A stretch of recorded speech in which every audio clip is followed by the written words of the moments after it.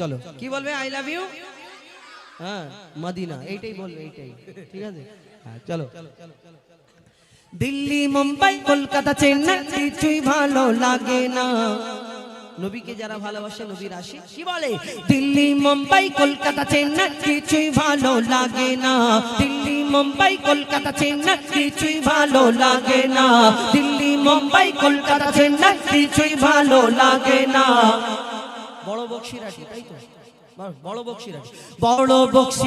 বড় বক্সিরাটি হতে যাব ছোটে বড় বক্সিরাটি হতে যাব ছোটে আমরা সোনার Medina I love you Medina I love you Medina I love you Medina বলছে কোথায় বলছিস তুই ফাঁকা মাঠে ওরকম বললে হবে না জোরে জোরে বলতে হবে আরো আওয়াজ জোরে চাই I love you Medina I love you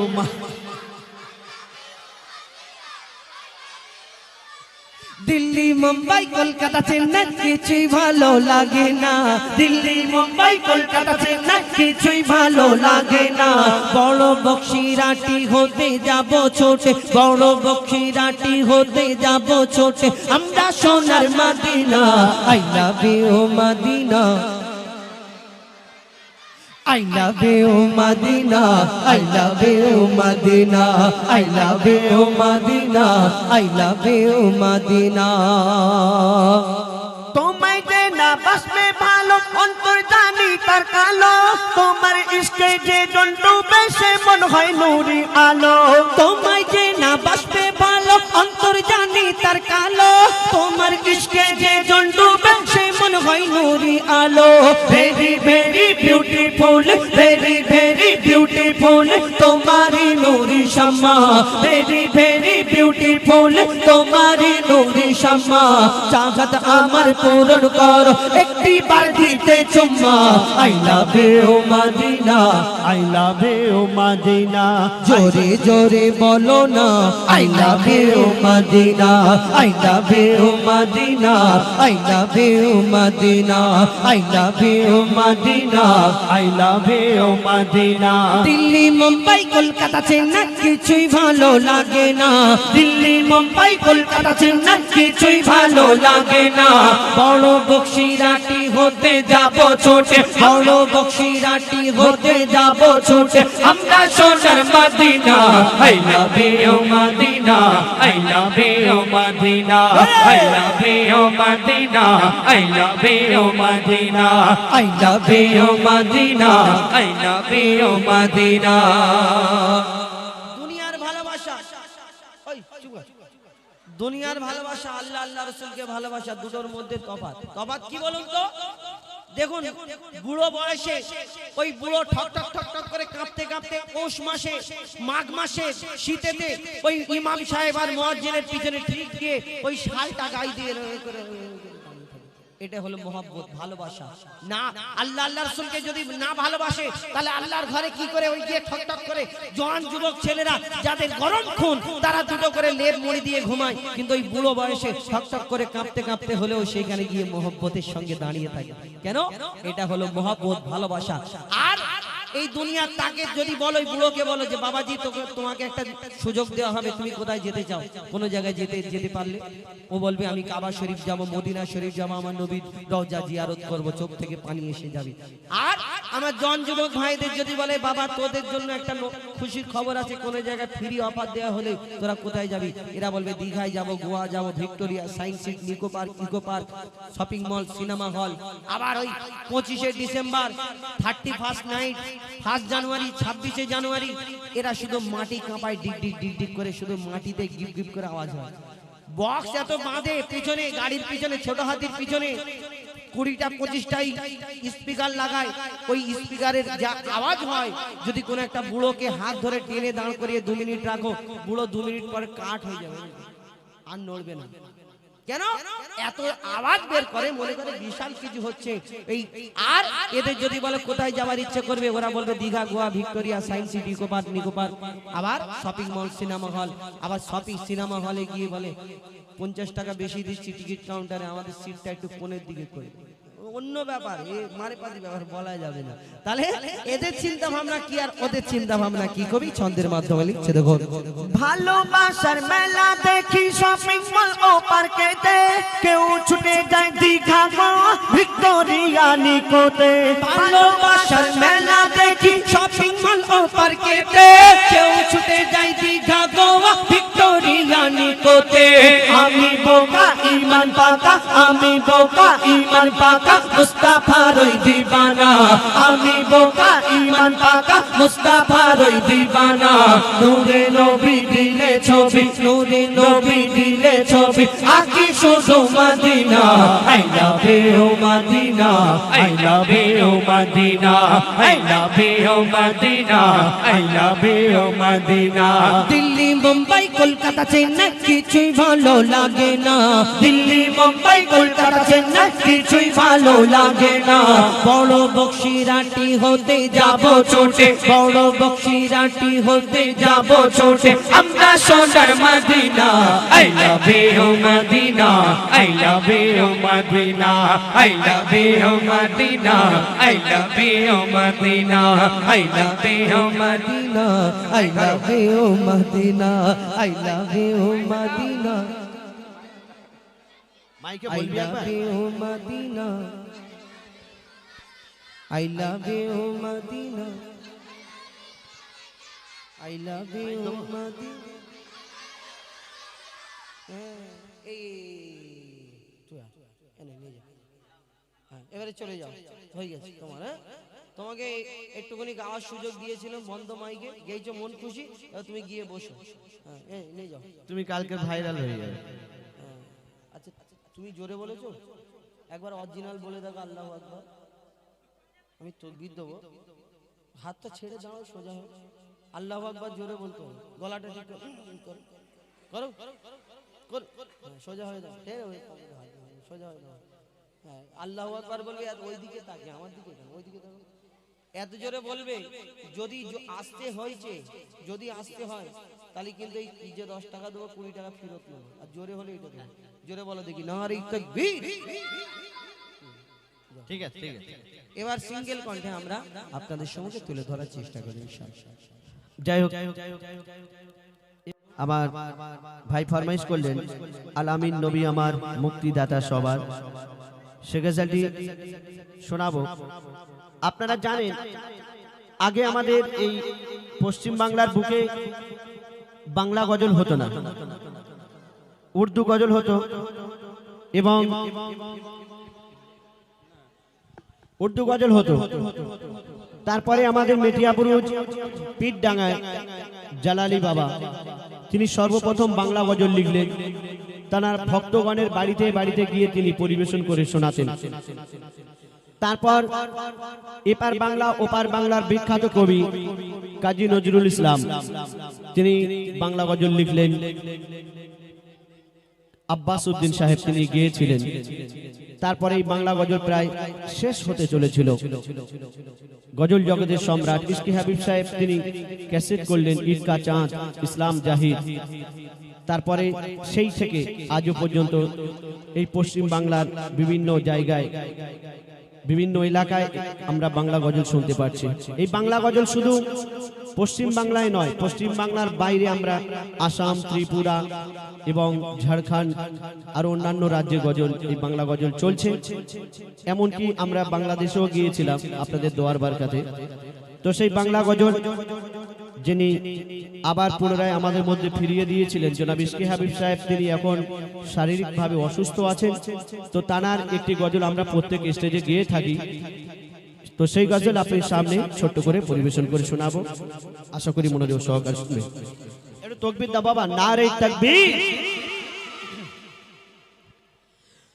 আল নবী আমার মুক্তিদাতা সবার, খোদা যারে বন্ধু করে দিল যে উপহার। আল আমিন নবী আমার মুক্তিদাতা সবার, খোদা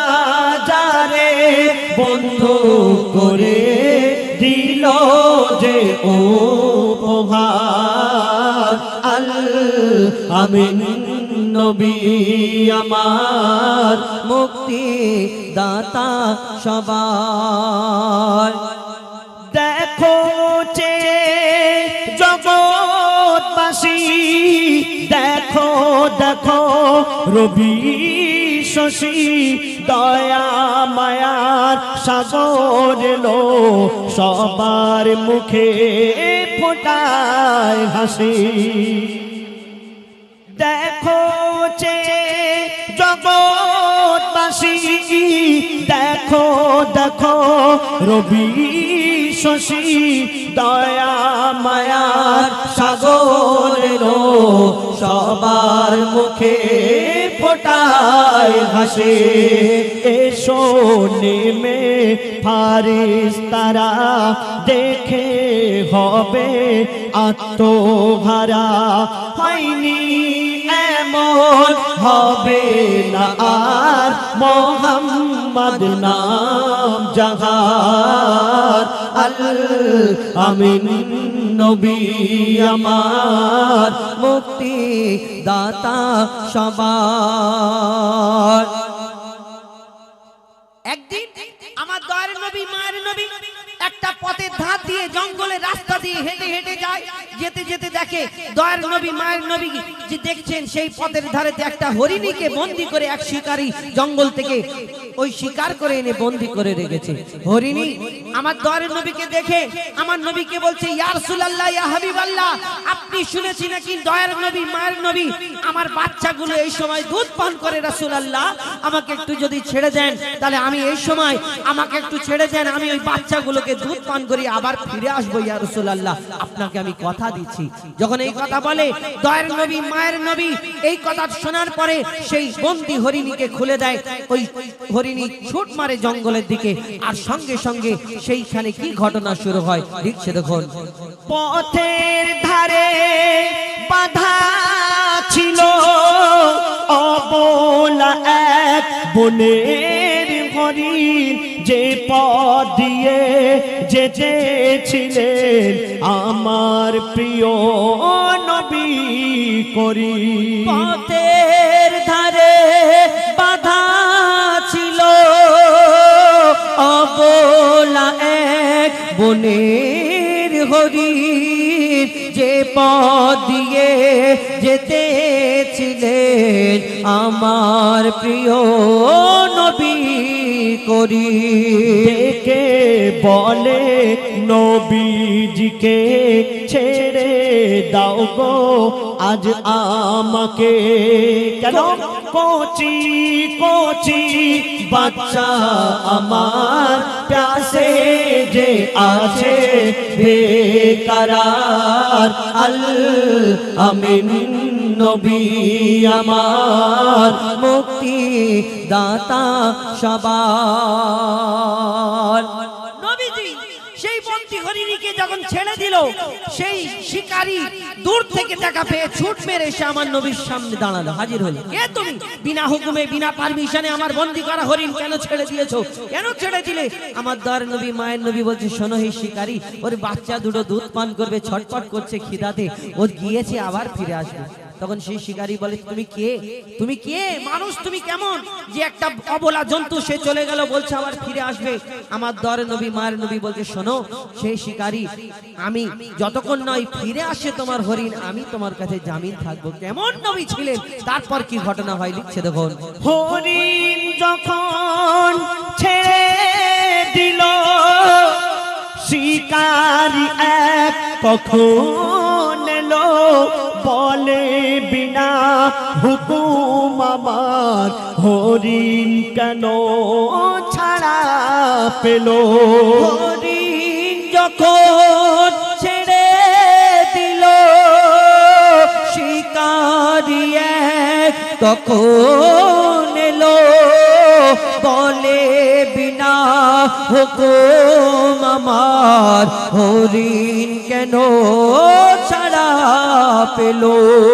দয়ার রাসূল বলে তারে যতক্ষণ না হাসে ফিরে বেঁধে রাখো তুমি আমার এই আবেদন যে আমার আল আমিন নবী আমার মুক্তি দাতা সবার নবীজি। হে মানব, হে শিকারী, তুমি আমাকে বেঁধে রাখো। আমার দয়ার নবী এই কথা বলার পরে সেই শিকারী মুখ বন্ধ হয়ে গেল। তারপরে কিছুক্ষণ পরে কি ঘটনা ঘটে, দেখছে দূর থেকে সেই হরিণী আসছে, টুক টুক টুক টুক করে আসছে, সঙ্গে দুটো বাচ্চাকে সঙ্গে করে নিয়ে আসছে। কেন? আমার দয়ার নবীজি যখন সেই হরিণীর জামিন ছিলেন, ওই হরিণী দুধ পান করাতে করাতে বাচ্চাদের বলছে, তোমরা জলদি দুধ পান করে নাও। এই যুগের নবী নবী মোহাম্মদ মুস্তাফা সাল্লাল্লাহু আলাইহি ওয়াসাল্লাম তোমাদের জন্য আমার জন্য জামিন আছে, আমি না গেলে হয়তো তারা ছাড়বে না। মা, বাচ্চাগুলো বলে, মা কেমন তোমার নবী আমার নবী, চলো আমি একবার দেখবো। ওই ছোট্ট ছোট্ট বাচ্চাগুলো তার হরিণীর সঙ্গে সঙ্গে আস্তে আস্তে টুক টুক করে সেখানে হাজির হলো। তারপর কি হয় শেষ কথায় লিখছে দেখুন, দুধ পিলায় ফিরল হরিণ যেথায় ছিল নবীজি জামিন দেখে শিকারী অবাক হলো, একই সেই আল আমিন। দুধ পিলায় ফিরলো হরিণ যেথায় ছিল মোর নবীজি জামিন দেখে শিকারী অবাক হলো, বলে একই সে আল আমিন। অবলা হরিণ কথা বলে, তুমি যে শেষ নবী হলে। শিকারী শুনে লুটিয়ে পড়ে আর কলমা পড়ে বারবার, আল আমিন নবী আমার মুক্তি দাতা সবার। খোদা যারে বন্ধু করে দিল যে উপহার, আল আমিন নবী আমার মুক্তি দাতা সবার। শুনে ফরমাইশি গজল, ঘটনামূলক গজল। সত্যি আপনাদের তারিফ করতে হবে, বিশেষ করে আমার মায়েদের। কেন আপনাদের এই উত্তর 24 পরগনায় আমরা অনুষ্ঠান প্রায় আসি আর দেখি মানে 11টা বাজলে অনুষ্ঠানেরও 11টা বেজে যায়, কিন্তু 11:30 বাজতে চলেছে, তবুও আমার মায়েরা বসে আছেন, গজল শুনছেন ধীর স্থির ভাবে।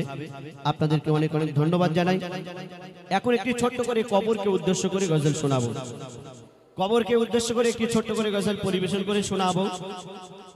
আমাদের বাড়িতে কোনো সন্তান যদি জন্ম হয়, আমরা কি করি? সেই সন্তানকে একটা সুন্দর নাম রাখি, আর সেই নাম শোনার পর আমরা সকলে খুব খুশি হই, খুব আনন্দ পাই। বাচ্চাদের নাম শোনার পর আমরা সব খুশি হই না ভাই? খুশি হই, আনন্দ পাই।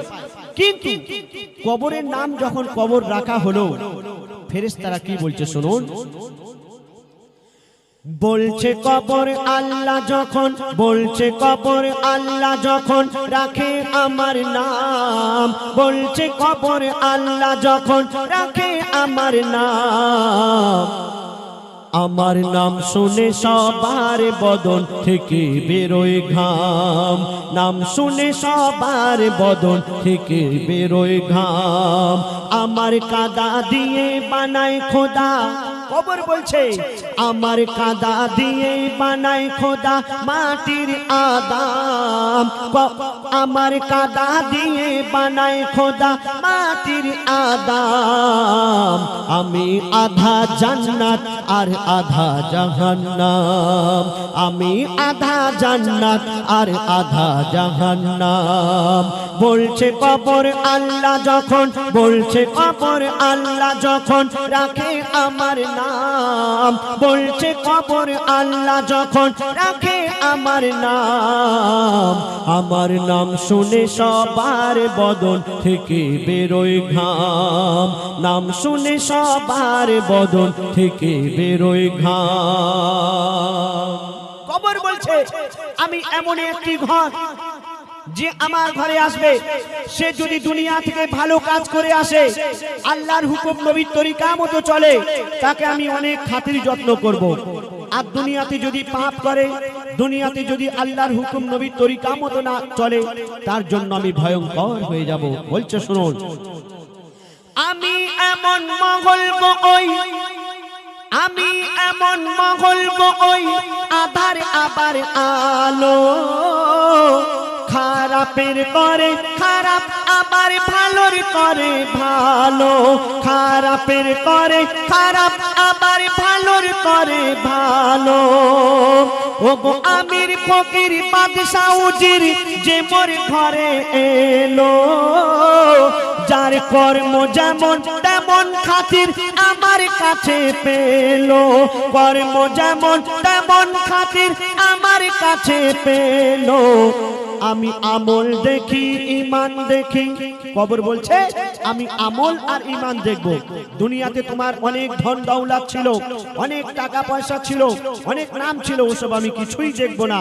তোমার আমল আর তোমার ঈমান যদি ঠিক থাকে, তোমাকে আমি অনেক খাতির যত্ন করব। নচেত বলছে শুনুন, আমি আমল দেখি ঈমান দেখি, আমল দেখি ঈমান দেখি, দেখি না কারো নাম, আমল দেখি ঈমান দেখি, দেখি না কারো নাম। আমার নাম শুনে সবার বদন থেকে বেরোয় ঘাম, নাম শুনে সবার বদন থেকে বেরোয় ঘাম। আমার কাদা দিয়ে বানায় খোদা, আমার কাদা দিয়ে বানায় খোদা মাটির আদাম, কাদা দিয়ে বানায় খোদা মাটির আদাম। আমি আধা জান্নাত আর আধা জাহান্নাম, আমি আধা জান্নাত আর আধা জাহান্নাম। আল্লাহ পাক কোরআন শরীফের মধ্যে ঘোষণা করলেন, কুল্লু নাফসিন যায়কাতুল মাউত, অর্থাৎ মরণের পেয়ালা সবাইকে চাকতেই হবে। আর একদিন না একদিন এই মায়ার দুনিয়া ছেড়ে সকলকে চলে যেতে হবে। যার জন্ম হয়েছে তাকে মৃত্যুবরণ করতেই হবে।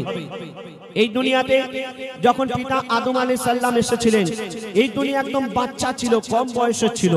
এখন এই পৃথিবী বুড়ো হয়ে গেছে, কোন মুহূর্তে ধ্বংস হয়ে যাবে আমরা নিজেরা কেউ জানি না। কিন্তু মরণ কি বলছে শুনুন, ওই মরণ বলে মরবে সবাই, ওই মরণ বলে মরবে সবাই, কবর জিন্দা রবে।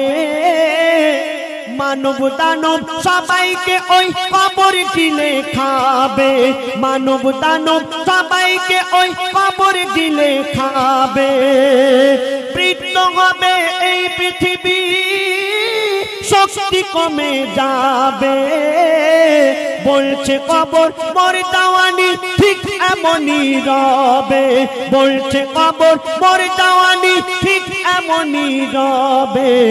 আমি হই না বুড়া হই না খোড়া, কবর বলছে আমি হই না বুড়া হই না খোড়া, আমার এত দাম। হই না বুড়া হই না খোড়া, আমার এত দাম। আমি আধা জান্নাত আর আধা জাহান্নাম, আমি আধা জান্নাত আর আধা জাহান্নাম। বলছে কবর আল্লাহ যখন, বলছে কবর আল্লাহ যখন রাখে আমার নাম, বলছে কবর আল্লাহ যখন রাখে আমার নাম। আমার নাম শুনে সবার বদন থেকে বেরোয় ঘাম, নাম শুনে সবার বদন থেকে বেরোয় ঘাম। আচ্ছা ভাইজান, আপনাদের এখানে গজল অনুষ্ঠান হচ্ছে, আগামীকাল আবার জলসা আছে, তাই তো? আপনাদের বাড়িতে কুটুম এসছে? কুটুম কুটুম বলেন তো, হ্যাঁ? কাল আসবে, কাল আসবে। এখন অনুষ্ঠান হলেই কুটুম চলে আসে, কুটুম তো আসতেই হবে, কেন এটা আমাদের পরম্পরা। কোন অনুষ্ঠান হলে আত্মীয় স্বজন আসলে আমরা খুব খুশি হই। তো কবর বলছে আত্মীয় স্বজনকে খাওয়ানো খুব ভালো কথা। যার ঘরে দেখবেন যত আত্মীয় আসে, কুটুম আসে, মেহমান আসে, আল্লাহ পাক তার ঘরে রহমত বেশি দান করেন। মেহমানকে খাওয়াবেন, আল্লাহ পাক তত বরকত দান করবেন। তো কবর বলছে এই দুনিয়াতে যত ইনসান আছে, যত মানুষ আছে, মুসলমান আছে, সবাই আমার কুটুম। আর আমার বাড়িতে একদিন না একদিন আসতেই হবে। আপনারা আত্মীয়র বাড়িতে যাবেন বা কুটুম বাড়িতে যাবেন, খালি হাতে যেতে পারবেন দাদা? বাজার থেকে মিষ্টি বা ফল কিছু নিয়ে যেতে হবে। তো কবর বলছে আমার বাড়িতে যখন আসবে খালি হাতে আসলে হবে না, কিছু নিয়ে আসতে হবে। তবে বাজার থেকে ফল মিষ্টি নয়, কি নিয়ে আসতে হবে? কবর বলছে শুনুন, এই দুনিয়াতে সব আমার কুটুম, এই দুনিয়াতে সব আমার কুটুম, করি কুটুম্বিতে আমি খোদার হুকুম মেনে চলি দিনে আর ওই রাতে, খোদার হুকুম মেনে চলি দিনে আর ওই রাতে। বলি খাবার ঝুলি নিয়ে আসবে না কেউ আমার বাড়িতে, বউ ছেলে আর কাউকে যেন আনবে না ওই সাথে, বউ ছেলে আর কাউকে যেন আনবে না ওই সাথে। আমি নিই না কারো, খাই না কারো, কবর বলছে আমি নিই না কারো, খাই না কারো, হই তবু বদনাম। নিই না কারো, খাই না কারো, হই তবু বদনাম। আমার নাম শুনে সবার বদন থেকে বেরোয় ঘাম, নাম শুনে সবার বদন থেকে বেরোয় ঘাম। আমার কাদা দিয়ে বানায় খোদা, আমার কাদা দিয়ে বানায় খোদা মাটির আদাম, কাদা দিয়ে বানায় খোদা মাটির আদাম। আমি আধা জান্নাত আর আধা জাহান্নাম, আমি আধা জান্নাত আর আধা জাহান্নাম, আমি আধা জান্নাত আর আধা জাহান্নাম। শুনলেন, কবরে সবাইকে যেতেই হবে, তাই কবরের সামান এই দুনিয়া থেকে সঞ্চয় করে নিয়ে যেতে হবে। সেখানে আমরা কিছুই করতে পারবো না, শুধু সাদকায়ে জারিয়া ছাড়া আর কিছুই আমরা করতে পারবো না। তাই যতদিন হায়াতে আছে আল্লাহর হুকুম নবীর তরিকা মতো চলার চেষ্টা করো, মানুষের যাতে না ক্ষতি হয় সেই চেষ্টা করবো ইনশাআল্লাহ। তাহলে কি ঝগড়ার গজলটা গাইবো মায়েরা? ঠিক আছে, মন দিয়ে শুনতে হবে, গল্প করলে হবে না। আচ্ছা তোরা এরকম করছিস কেন? হ্যাঁ হ্যাঁ হ্যাঁ হ্যাঁ, ওদের ঝগড়া দেখতে ভালো লাগে, তাই না? ঝগড়া পছন্দ, তাই তো?